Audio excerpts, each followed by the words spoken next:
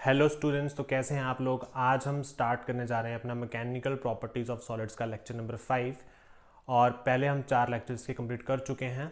तो हमारी सीरीज़ में हम HP board, Himachal Pradesh board plus NEET और जेई लेवल तक हम क्वेश्चंस को और डेरिवेशंस को सॉल्व करेंगे।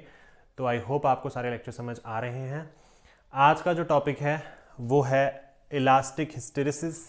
मैं जो भी अब यहाँ पे लिखूंगा बोर्ड के ऊपर, आपने वही एज इट इज़ अपनी कॉपी में नोट डाउन कर लेना है। और पिछले लेक्चर्स में भी सेम मैं यही बात आपको कहना चाहूँगा। तो आपने एज इट इज़ ही अपने एग्जाम में लिखना है, आपको किसी भी बुक को फॉलो करने की ज़रूरत नहीं होगी। तो चलिए स्टार्ट करते हैं इलास्टिक हिस्टेरिसिस टॉपिक। तो इस टॉपिक में क्या आपने पढ़ना है, देखो मैं अगर एक नॉर्मली एक एग्जाम्पल लूँ रबड़ की, तो आपको पता है कि जो रबड़ है हमारे पास, अगर आपके पास एक रबड़ है और आप इस रबड़ में अगर आप एक स्ट्रेस लगाते हैं, मतलब अगर आप एक स्ट्रेस प्रोड्यूस करते हैं, तो वो उस स्ट्रेन के क्या होगा, डायरेक्टली प्रोपोर्शनल होता है। लेकिन कब तक, जब तक एक इलास्टिक लिमिट नहीं आ जाती। मतलब कि इलास्टिक लिमिट आने तक, जैसे मान लो ये आपकी एक इलास्टिक लिमिट है, तो इलास्टिक लिमिट आने तक जो स्ट्रेस होता है वो डायरेक्टली प्रोपोर्शनल होता है स्ट्रेन के। इतनी बात आपको क्लियर है। मतलब जितना स्ट्रेस उतना स्ट्रेन, चलता जाएगा चलता जाएगा चलता जाएगा, कब तक, एक इलास्टिक लिमिट तक ये चीज़ें जो है ये आपको देखने को मिलती हैं। लेकिन उसके बाद क्या होता है कि जितना आप स्ट्रेस लगा रहे हो उतना स्ट्रेन बॉडी में नहीं आता है। स्ट्रेन जो है और जो स्ट्रेस है उसमें मतलब एक डायरेक्टली प्रोपोर्शनल वाला ट्रेंड जो है वो खत्म हो जाता है। तो आइए इसको समझते हैं कि इलास्टिक हिस्टेरिसिस क्या होता है। तो इलास्टिक हिस्टेरिसिस को समझने के लिए हम प्रॉपर इसमें एक पहले डेफिनेशन लिख सकते हैं कि the stress या the strain lags behind the strain lags behind the stress in a stress strain curve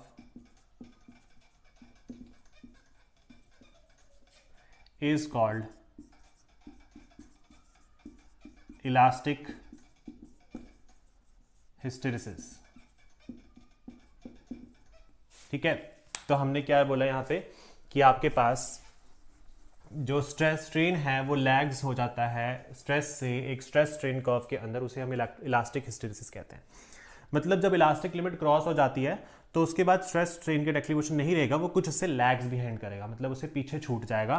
तो इसको एक ग्राफ समझते हैं कि जैसे मान लो आपके पास ये ग्राफ है और इस ग्राफ में ऊपर की तरफ है स्ट्रेस और इस तरफ है आपके पास स्ट्रेन। मान लो ये ओ पॉइंट है।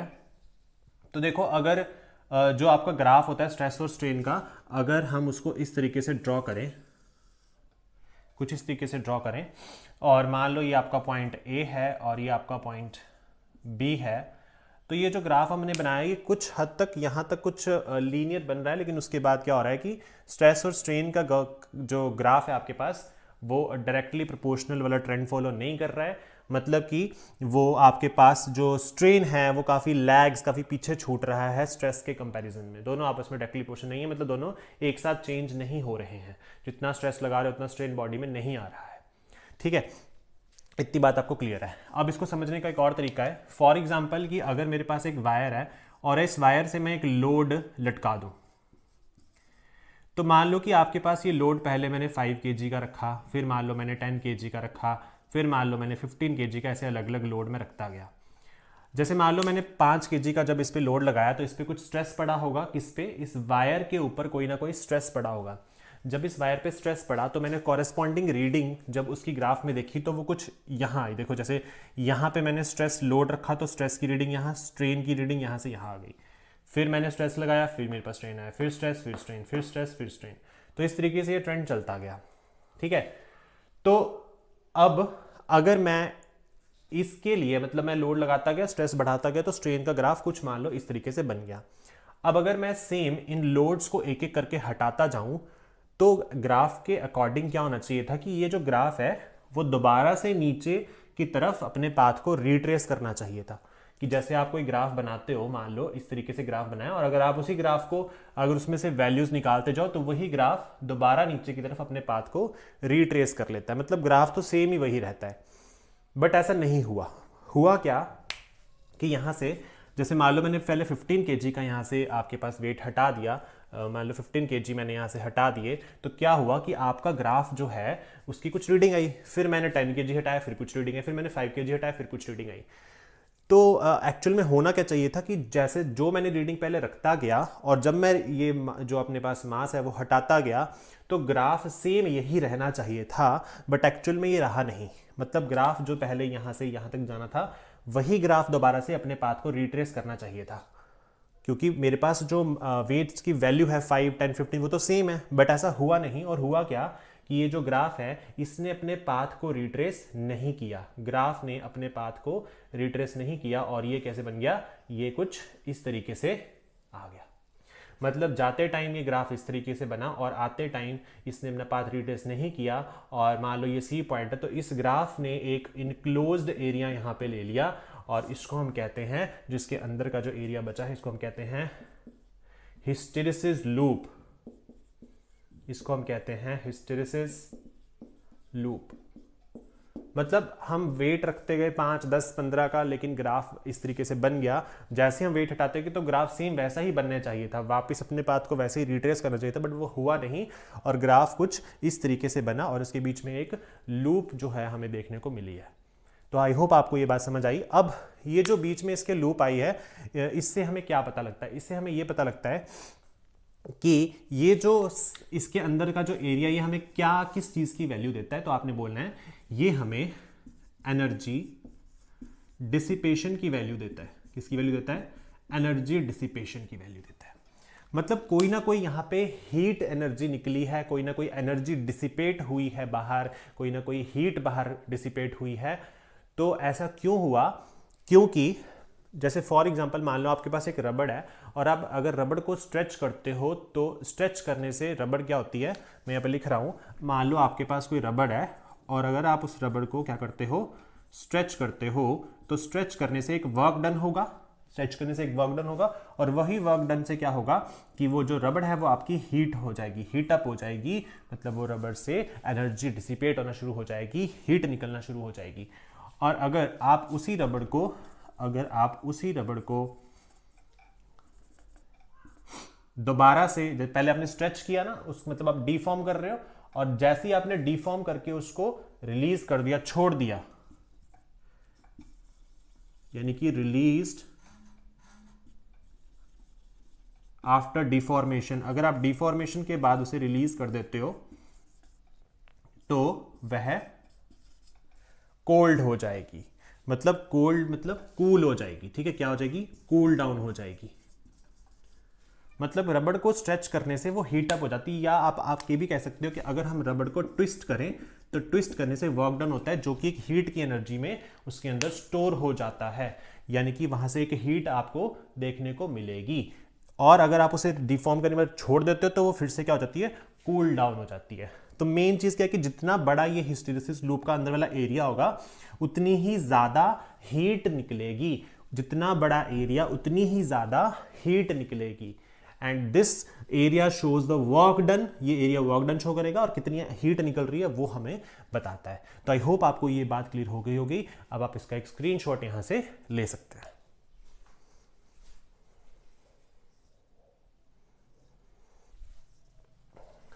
तो आई होप आपने इसका एक स्क्रीनशॉट ले लिया होगा, और इसको आप समझ गए होंगे कि हिस्टेरिसिस या इलास्टिक हिस्टेरिसिस का मतलब क्या है कि जैसे जैसे आपका जो ग्राफ है वो इस तरीके को बना है, इस तरफ को गया है, तो वो वापस इसी पाथ पे रिट्रेस होना चाहिए था, बट एक्चुअल में ऐसा हुआ नहीं, और इसके बीच में एक लूप बन गई। और ये लूप क्या बताती है कि आपका जो मटेरियल है वो कितनी हीट वहां से जनरेट कर रहा है। ठीक है, तो आई होप आपको ये चीज क्लियर है। आगे चलते हैं हम।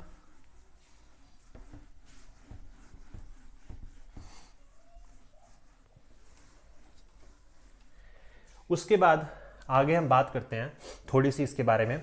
जैसे फॉर एग्जांपल मेरे पास गाड़ी के व्हीकल्स के जो टायर्स होते हैं, मुझे पता है कि वो टायर्स में हम रबड़ का यूज करते हैं, तो मुझे मतलब एक ऐसा मटेरियल चाहिए, मुझे एक ऐसा मटेरियल चाहिए कि अब जैसे मान लो टायर्स जब घूमते हैं तो उसमें मैं ये चाहता हूं कि भाई टायर जब घूमे या जो व्हीकल आपका चले तो उसके टायर्स में ज़्यादा हीट जनरेट ना हो, ज़्यादा हीट प्रोड्यूस ना हो।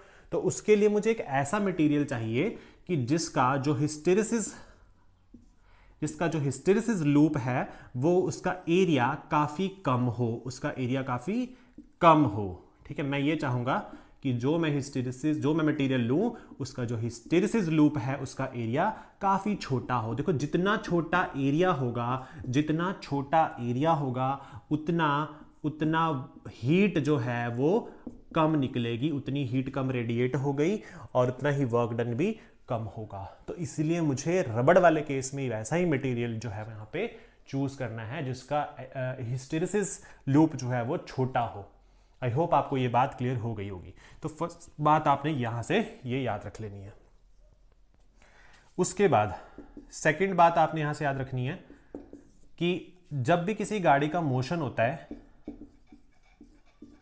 तो क्या होता है कि गाड़ी के मोशन की वजह से उसमें कुछ वाइब्रेशंस प्रोड्यूस हो जाती है। क्या हो जाती है? उसमें कुछ वाइब्रेशंस, मटेरियल जो है उसके अंदर कुछ वाइब्रेशंस प्रोड्यूस हो जाती हैं और आपका जो आपका हिस्टेरिसिस लूप है उसका एरिया जितना ज्यादा होगा, ठीक है, आपका जो हिस्टेरिसिस लूप है उसका एरिया जितना ज्यादा होगा उतना ही वो उन वाइब्रेशन को डैम्प कर देगा। मैं यहां लिख रहा हूं कि जितना एरिया ऑफ किसका हिस्टेरिसिस लूप का ज्यादा होगा उतना ही वो डैम्प कर देगा। क्या कर देगा? वाइब्रेशंस को डैम्प कर देगा। क्या कर देगा? वाइब्रेशंस को डैम्प कर देगा। ये बात भी आपने याद रखना, मतलब ये वाइब्रेशन वाला कंसेप्ट जरूर याद रखना कि जितना ज्यादा एरिया उतना ज्यादा वो आपकी वाइब्रेशंस के अंदर एक डैम्पिंग इफेक्ट प्रोड्यूस करता है, वाइब्रेशंस को खत्म कर देता है। बाकी इसके लिए एक क्वेश्चन हम करेंगे, एक क्वेश्चन सॉल्व करेंगे और फिर हम उसका आंसर देखेंगे कि उसका आंसर क्या आता है। तो चलिए अब हम एक क्वेश्चन आपके सामने, आपको यहाँ पे दिख रहा है। तो क्वेश्चन में क्या लिखा है कि 2 different types of rubber are found to have the stress strain curves as shown below in the figure. The area of stress strain curve for a material is numerically equal to the work done in loading the material and then unloading it. तो question में आप देख पा रहे हैं कि एक लिखा है, लास्ट में लाइन पढ़ी है कि work done in loading the material and then unloading the material. तो लोडिंग और अनलोडिंग का केस मैंने आपको बताया था कि उसके लिए हिस्टेरिसिस कर्व बनता है। तो वो नीचे देखो, एक आपके पास 4A फिगर के लिए और एक 4B फिगर के लिए आपके पास यहाँ पे 2 हिस्टेरिसिस कर्व बने हैं। ठीक है, एक का एरिया कम है और दूसरे का एरिया ज्यादा है। ए के लिए एरिया कम, बी के लिए एरिया ज्यादा। First question is which of the 2 रबड़ materials would you choose for a car tyres. तो आप आंसर बताइए कि जो दोनों में से कौन सा रबड़ मटेरियल है जिसको आप कार टायर्स के लिए चूज करेंगे। तो आपका ऑब्वियसली आंसर क्या होगा? ऑप्शन नंबर ए होगा। क्यों? क्योंकि जो ऑप्शन नंबर ए है आपके पास, जो ऑप्शन नंबर ए है आपको दिख रहा है कि उसके अंदर जो एरिया है इस लूप का वो कम है, इसका जो एरिया है वो क्या है? कम है, इस तरीके से। ठीक है, तो इसका एरिया क्या है? कम है। तो इसीलिए आपका आंसर ऑप्शन जो आपके पास क्वेश्चन ए है उसका आंसर क्या होगा? ए रबड़। ठीक है, जो ए रबड़ है फर्स्ट वाला वो इसका आंसर हो जाएगा।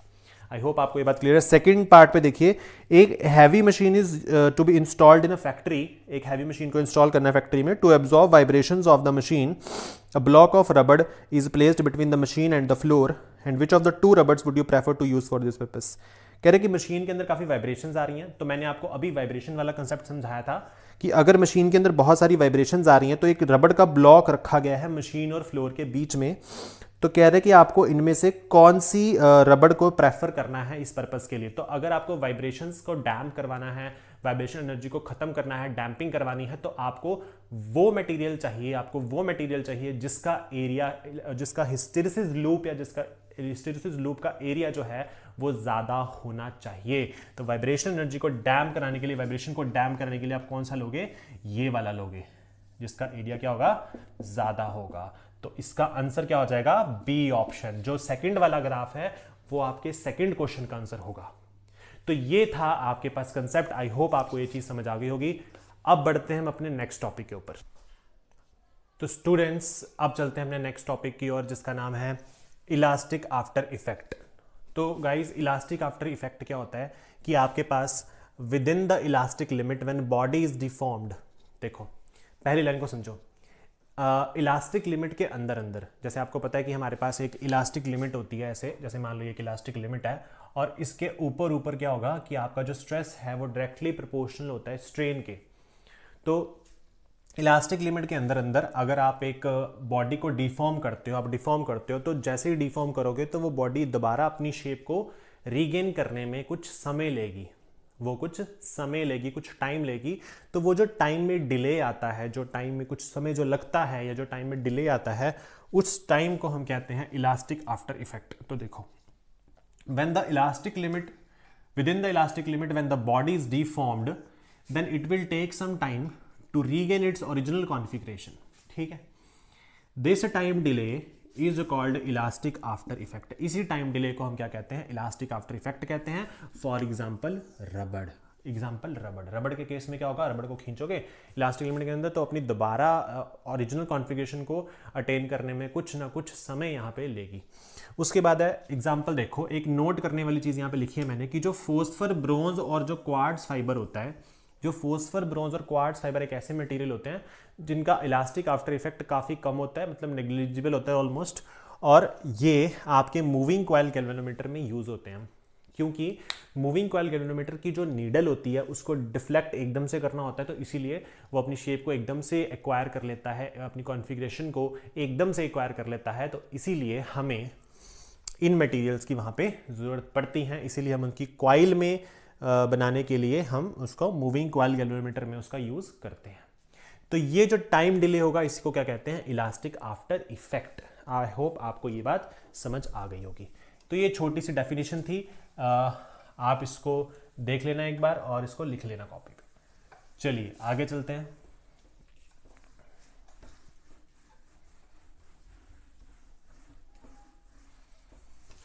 ठीक है, आगे चलते हैं। नेक्स्ट टॉपिक है हमारे पास elastic fatigue.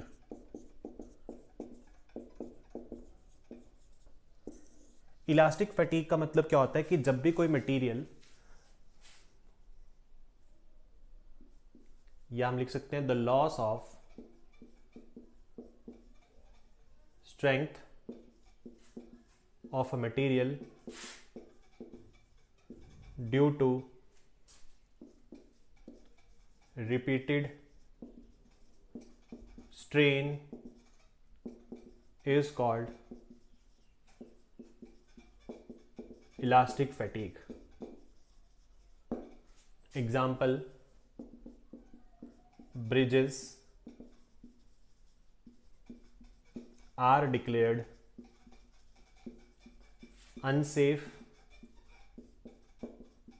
after long use. Elastic fatigue का मतलब है जैसे कोई भी मटेरियल है, अगर उस पर रिपीटेड स्ट्रेन लग रहे हैं, मतलब बार बार उस पर स्ट्रेन हो रहा है, जैसे फॉर एग्जांपल जैसे ब्रिज होता है, तो ब्रिज में बहुत सारी हैवी ट्रक्स या गाड़ियां जो है वो कॉन्टिन्यूसली रोड डेली जाती रहती है, तो उस ब्रिज में धीरे धीरे स्ट्रेन बढ़ता रहता है और धीरे धीरे रिपीटेडली स्ट्रेन की वजह से, बार बार स्ट्रेन लगने की वजह से वो अपनी स्ट्रेंथ को लूज कर देता है। वो जो मटेरियल उसके अंदर डाला होगा वो अपनी स्ट्रेंथ को लूज कर देगा, तो उसे हम क्या कहते हैं? इलास्टिक फैटीग कहते हैं। Example are bridges are declared unsafe after the long use, bridges are declared unsafe after the long use. So this is your example, this is the best example, और इसे कहते हैं इलास्टिक फैटीग। तो elastic fatigue में ज़्यादा पढ़ने की जरूरत नहीं है कि उसके अंदर के एटम्स और मॉलिक्यूल्स के बारे में क्या पढ़ना है भाई, वो कैसे अपनी एनर्जी को लूज करते हैं, इतना कुछ डिटेल में याद रखने की जरूरत नहीं है, सिर्फ डेफिनेशन इंपॉर्टेंट है, आप इसको अच्छे से याद कर लेना। तो ये था इलास्टिक फैटीग, छोटा सा टॉपिक है, इसका आप एक स्क्रीनशॉट यहां से ले सकते हैं जल्दी से, फटाफट से। चलिए, तो स्क्रीनशॉट आपने ले लिया होगा, अब आगे चलते हैं।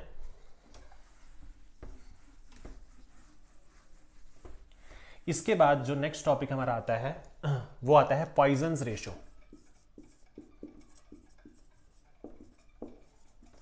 पॉइजन्स रेशो क्या होती है? देखो, मान लीजिए आपके पास एक वायर है या मान लो कोई रॉड है, मैंने इसको थोड़ा सा वाइड यानी बनाया हुआ है, थोड़ा सा थिक बनाया है, और मान लो इसकी लेंथ L है।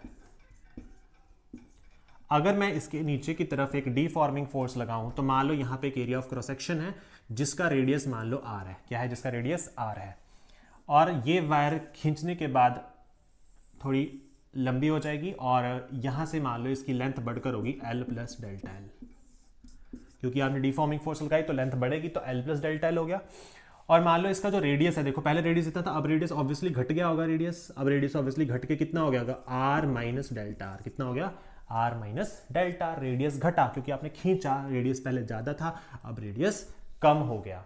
तो पॉइजन्स रेशियो के में क्या होता है, आप इसको लिखते कैसे हो? It is the ratio of lateral strain to the longitudinal strain, lateral strain to the longitudinal strain। तो भाई इसको लिखते हैं लेटरल स्ट्रेन बटा लॉन्गिट्यूडनल स्ट्रेन बटा लॉन्गिट्यूडनल स्ट्रेन। लेटरल स्ट्रेन मतलब जो इस तरफ को स्ट्रेन आया है, यानी कि जो रेडियस में स्ट्रेन आया है। तो रेडियस में स्ट्रेन कैसे लिखते हैं? चेंज इन रेडियस बटा ओरिजिनल रेडियस। अब रेडियस घटा है, कुछ रेडियस कम हुए तो एक नेगेटिव साइन लगा दो, और डिवाइडेड बाय लॉन्गिट्यूडनल स्ट्रेन होगा चेंज इन लेंथ बटे ओरिजिनल लेंथ, डेल्टा एल बटे एल। इसको और कैसे लिख सकते हैं? अगर मैं इस आर को नीचे ले जाऊं तो आ जाएगा, और इस एल को अगर मैं ऊपर ले जाऊं, देखो एल ऊपर जाएगा, आर नीचे आएगा, तो एल माइनस के एल डेल्टा आर बटे R delta L. So this is your formula. Minus L delta R बटे R delta L is the formula for the Poisson's ratio, and the ratio is lateral strain बटा longitudinal strain. देखो stress नहीं होगा, दोनों तरफ strain है, ऊपर भी स्ट्रेन है, नीचे भी स्ट्रेन है। और अगर मुझे इसी फॉर्मूले को डायमीटर की फॉर्म में लिखना है तो मैं लिख सकता हूं माइनस एल डेल्टा डी बटे डी डेल्टा एल। तो मैंने क्या किया? सिर्फ रेडियस की जगह मैंने क्या लिख दिया? डायमीटर लिख दिया। तो ये भी इसका फॉर्मूला यहां से बन जाएगा। तो आई होप आपको पॉइजन रेशियो समझ आई है। इसका एक बार स्क्रीनशॉट ले लीजिए, फिर हम आगे बढ़ते हैं। तो आई होप आपने स्क्रीनशॉट ले लिया होगा। तो गाइज ये था हमारा टॉपिक पॉइजन्स रेशियो का। तो अब हम अपना जो लेक्चर है वो पॉइजन्स रेशियो तक ही आज कंटिन्यू करेंगे। बाकी इसके बाद हम नेक्स्ट अगले लेक्चर में टॉपिक्स को कवर करेंगे। आई होप आपको ये लेक्चर समझ आ गया होगा। So thank you so much guys.